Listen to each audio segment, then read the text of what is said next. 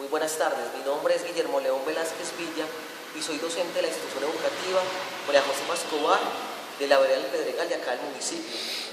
Con respecto a la pregunta que leen los maestros de español, hoy vengo a leerles, a compartirles y a proponerles un texto que se titula Los tacones de Doña Rubiela y la hojita del Evangelio de la Eucaristía del domingo que se leía el lunes en clase de religión. Ese texto está abordado desde tres perspectivas. La primera tiene que ver con la experiencia particular que cada uno hace la lectura, es decir, el momento en que nos encontramos de manera consciente con los textos. La segunda es una reflexión en torno a cuál es el papel de la lectura con relación a la escuela y de qué manera nosotros los maestros estamos abocados a orientar ese acto de leer para que los estudiantes encuentren su identidad y que no sea un simple ejercicio académico. Por último, la importancia de generar procesos de identidad a través de la lectura, eso sí enmarcado desde el acto de la libertad. Voy a iniciar entonces con una frase del libro de los viajes de las presencias del maestro Fernando González que dice: todo libro debería leerse, debería caber en el bolsillo, hay que llevarlo, tiene que ser manual para leerlo al pie de los árboles, al lado de las fuentes donde nos coja el deseo. Un libro bueno tiene que ser manoseado, vivir con uno, pasear con uno. En fin, este amor ilegal por los libros se apoderó de mí y no me dejó dormir, como una muchacha que hubo en casa cuando yo era joven. Cuando doña Rubiela me preguntó qué estaba leyendo, la lengua se me hizo nudo. La maestra se paseaba por entre las hileras y se me venía un olor a madera y a corredor frío enmohecido, al que no le faltaba sino el espanto.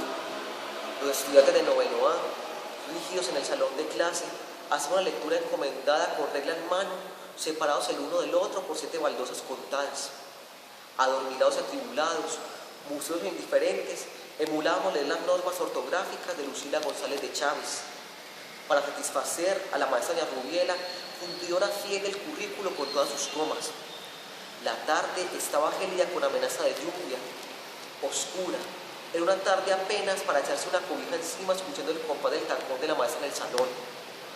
Debajo del libro de ortografía, doña Lucila, yo tenía un texto camuflado en papel periódico. Semanas atrás, mi papá me lo obsequió por deseo suyo. Recuerdo que él estaba leyendo El Príncipe de Nicolás Maquiavelo cuando me dijo que sacara algo que me había comprado de su bolso. Era un libro de pasta amarilla, barato, no de las duras, que tenía un título en letra cursiva que decía Cuentos de Tomás Carrasquilla. No le presté mucha atención. Revisé de manera rauda algunas páginas y algunos títulos y leí las gracias.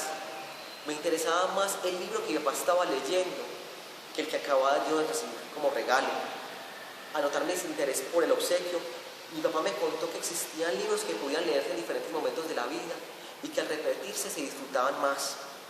Mi papá tomó el libro que me había acabado de regalar, el que en su pasta amarilla y barata tenía el nombre de un señor que podía haber sido un vecino cualquiera, un profesor de escuela o hasta un catequista de confirmación, y me dio un fragmento que hablaba de un hombre de muy buen corazón, pero también muy pobre, a cuya casa llegaban siempre mendigos, hambrientos y enfermos buscando ayuda. A pesar de no tener nada que dar, los socorría, mientras su hermana se enfurecía al ver su caridad en medio de la propia escasez. Mi papá sonreía con ternura mientras me leía el fragmento del cuento y a mí sí me alcanzaba a contagiar su sonrisa. Me entregó el libro y lo guardé en mi maleta para sacarlo a pasear. Después de meter el libro en mi maleta, jamás volví a leer siquiera una sola página. Sin embargo, esa tarde del lunes, gélida, mustia, rígida de corredor enmojecido, se me apareció como un espanto Peralta, el protagonista del fragmento que le había desconocido el Señor a mi padre, y me convertí en poseso. Ese señor cualquiera, ese hijo de vecino escritor de jerga y del libro de pasta barata, logró vencer el té de la lectura de doña Lucila González de Chávez para hacerme encontrar con Jesús y con Pedro, y para que se me fueran concedidos 5 deseos por haberle siempre dado la mano al caído en lugar de haberlo tumbado, y amarré la muerte en un árbol, engañé al diablo jugando tute, y Dios me convirtió en un ser mucho más pequeño que el chapulín colorado después de tomarse sus pastillas de chiquitolina. Mientras los tacones de doña Rubiela se movían al ritmo de los puntos y las comas de doña Lucila González de Chávez, Yo me había fugado del confinamiento del salón con olor a madera para acomodarme la diestra de Dios Padre.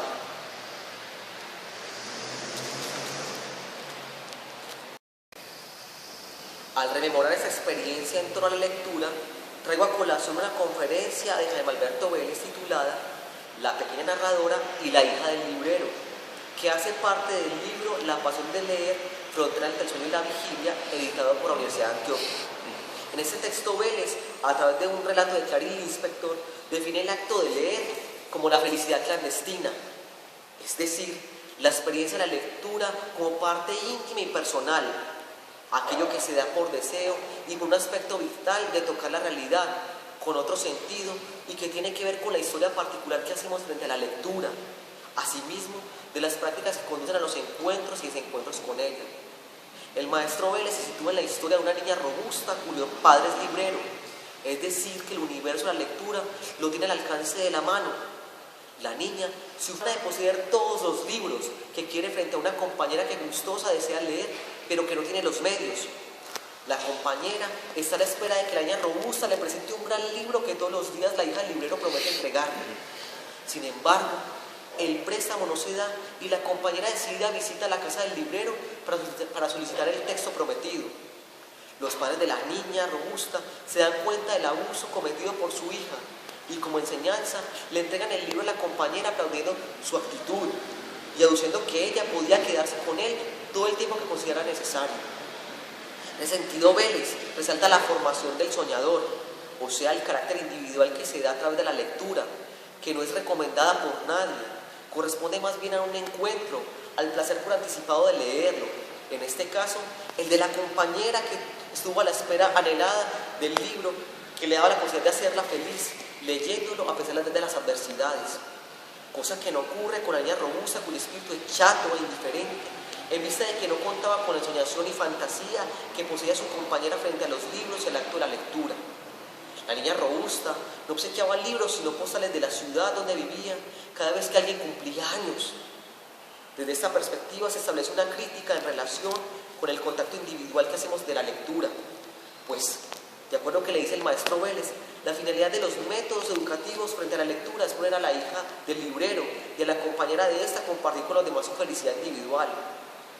Esta última tiene que ver con la presencia que el adulto hace a la lectura a tal punto de que minimiza el carácter soñador de quien lee, en algunos casos por desconocimiento y otros, porque según dice el maestro, leer se reduce a un acto práctico, altamente útil para todos los niños.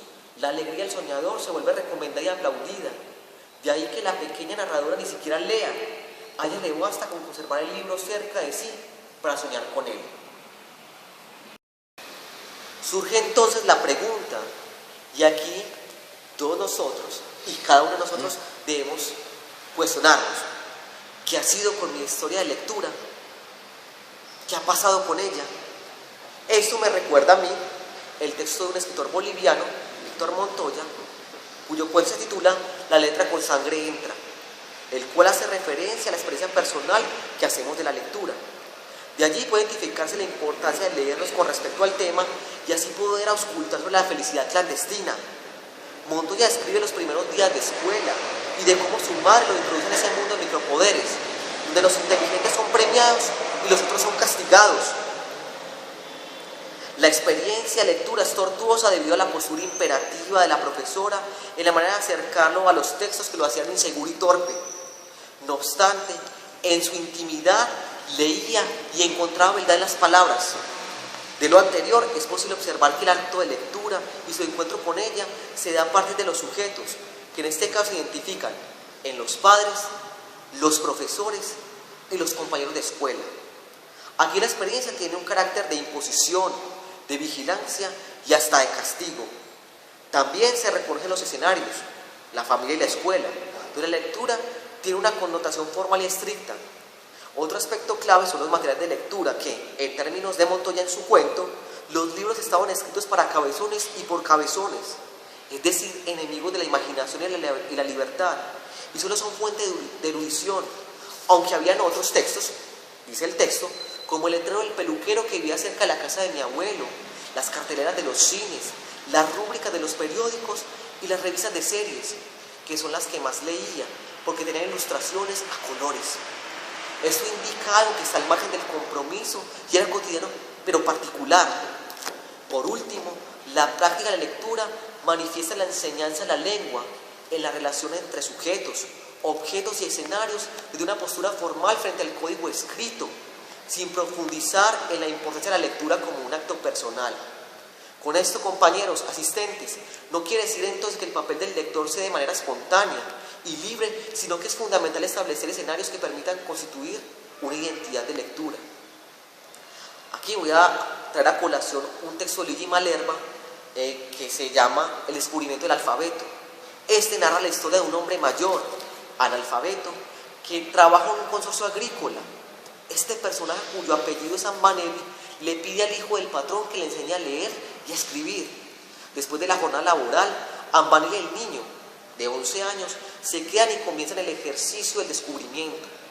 El niño le dice que primero es la A, después la B, y así respectivamente.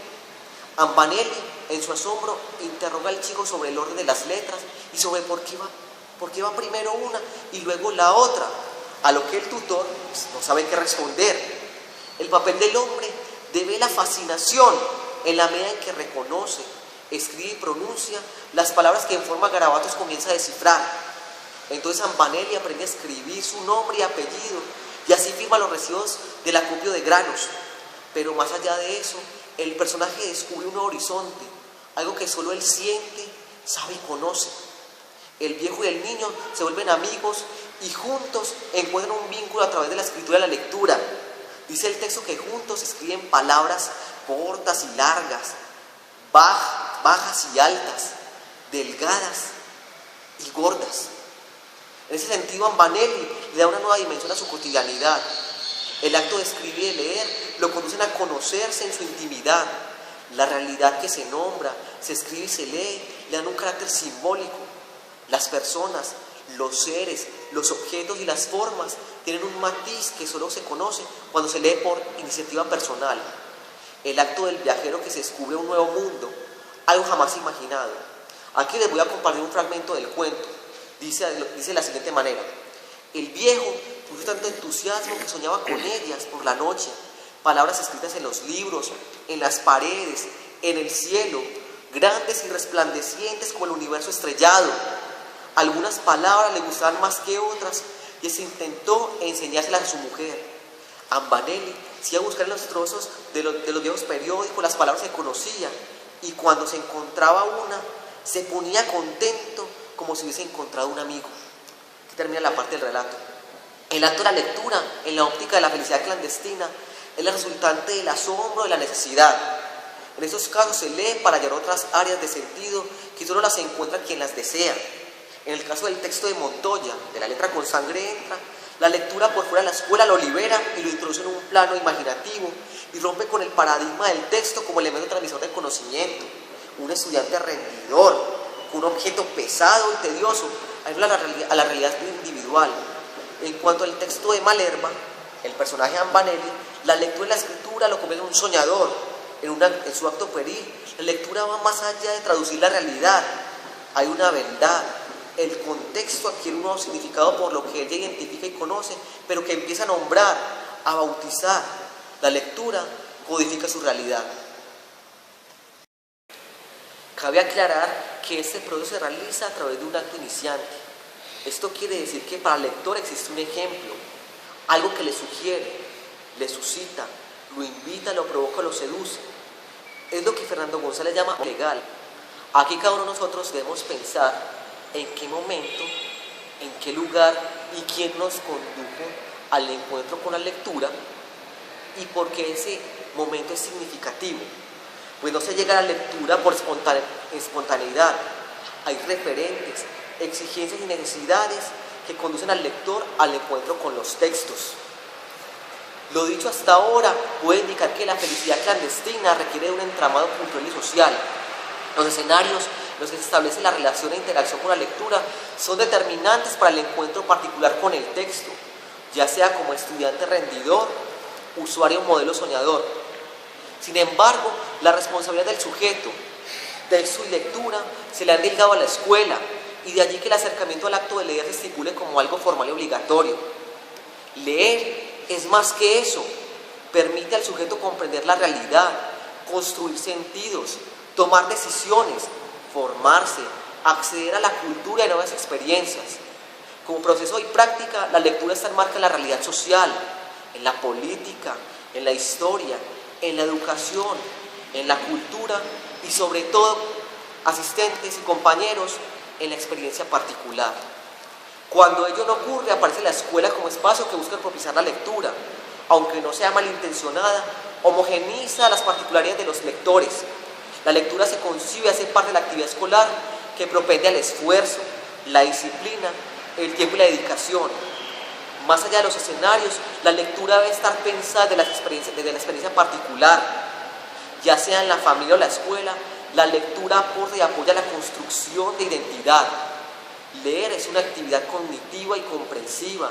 Establece una relación entre pensamiento, memoria, los conocimientos previos del lector, pues todos y cada uno de nosotros somos textos que nos leemos.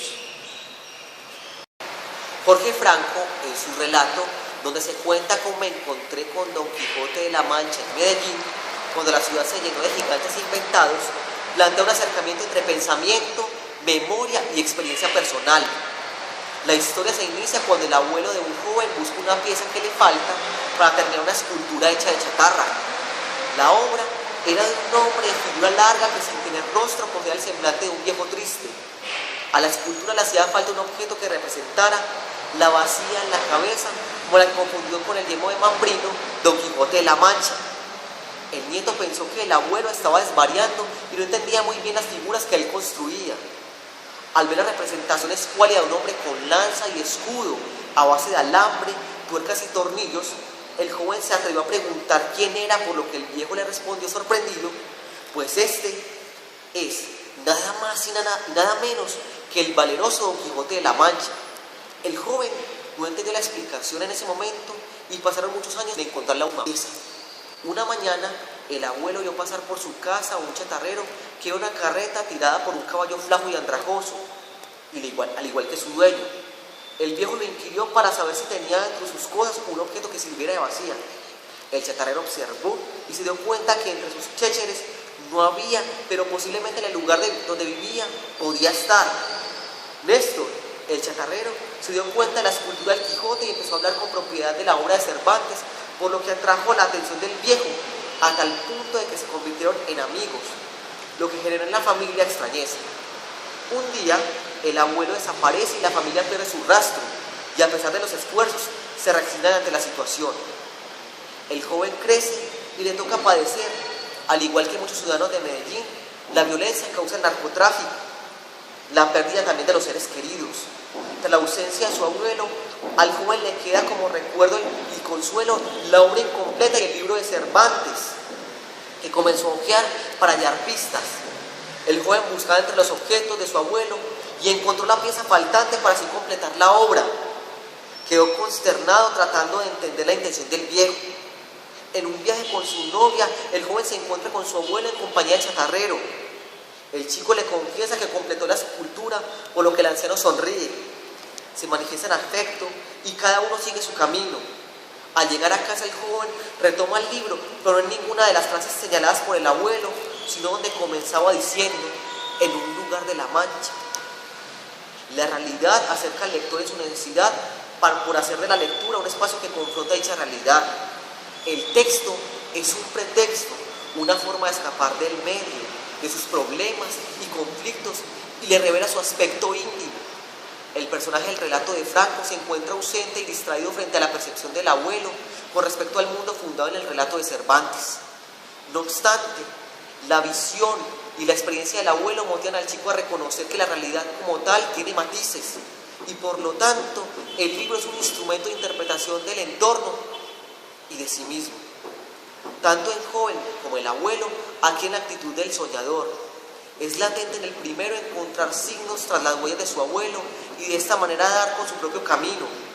Por su parte, el viejo representa la cordura del acto de leer, un asunto libre pero consciente, sin pretensión, obligación o erudición, simplemente escarbar en soledad, mostrar señales, abrir los ojos a las incertidumbres de los días, develar misterios.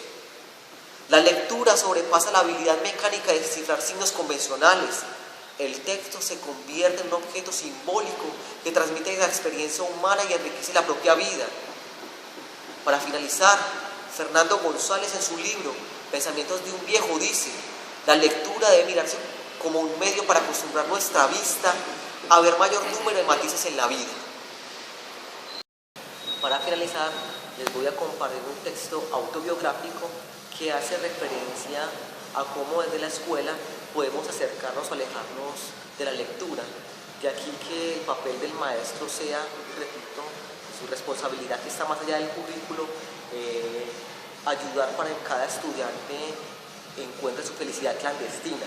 Asimismo, desde el espacio familiar, hay una responsabilidad profunda en relación con el acto de leer, que está más allá, pues repito, del conocimiento, del aspecto formal, y la idea es que nos acerquemos a ella por ese encuentro de sí mismos. Dice así, a manera de epílogo: era la última hora de la clase del lunes, 6 p.m. El alumbrado público comenzó a filtrarse por el ventanal que se encuentra entre rejas. El cielo nublado y su escasa luz da una sensación ambigua sobre si está amaneciendo o anocheciendo. Es lo que Baudelaire denomina espléndido, o sea, el tedio, algo que adquiere un carácter patético y rutinario. La hermana Carmenza, profesora de religión, cierra la jornada exigiendo la hojita del Evangelio de la Eucaristía del domingo que debe estar pegada en el cuaderno. Ella pasa, revisa y califica asegurándose de que todo esté en orden. Todos de manera obediente lo hacemos sin reprochar ni discutir. Doña Carmenza es una señora parsimoniosa y su actitud paciente y a su vez rígida doblega la actitud del grupo. Esa tarde, como siempre, durante los últimos años de secundaria, la esperamos para leer en voz alta la primera y la segunda lectura, el Evangelio y los Salmos, y después escribir la enseñanza y hacer un dibujo que representara lo leído. El sonido de la campana anunció el cambio de clase y el arribo de la religiosa. Pero esa tarde no llegó. De reemplazo apareció un joven seminarista, de estatura alta y complexión quijotesca, con los cachetes desaparecidos por el acné, la frente grasosa y la manzana de Adán a punto de escapar de su garganta. Mis compañeros del grado noveno y yo nos quedamos atónitos ante tal presencia. Nadie hizo comentario ni musitó palabra alguna. El desgarbado seminarista se paró frente a nosotros mientras lo examinábamos silenciosamente con la mirada. De inmediato irrumpió la observación preguntando qué había para hoy. Acto seguido, Fabio, el más responsable y atento de la clase, le explicó la rutina de la hojita del Evangelio de la Eucaristía del domingo y de la hermana Carmenza. Él asentía con la cabeza y con la mano derecha sostenía la barbilla mientras escuchaba. Al unísono sacamos el cuaderno para repetir la acción como en la película El día de la marmota. Estábamos todos atrapados en el tiempo a la espera de la supervisión del seminarista. Él, tajante, expresó una frase de un escritor nacido en el municipio de Andes, Antioquia, en la década de los 30, que para mis últimos años de colegio y los primeros de universidad fue fundamental para mí. En literatura, no dar un sentido de vida es como robar el pan. Entonces, dejamos la hojita del Evangelio de la Eucaristía el domingo traspapelada entre las hojas del cuaderno y hablamos de otra cosa. Muchas gracias.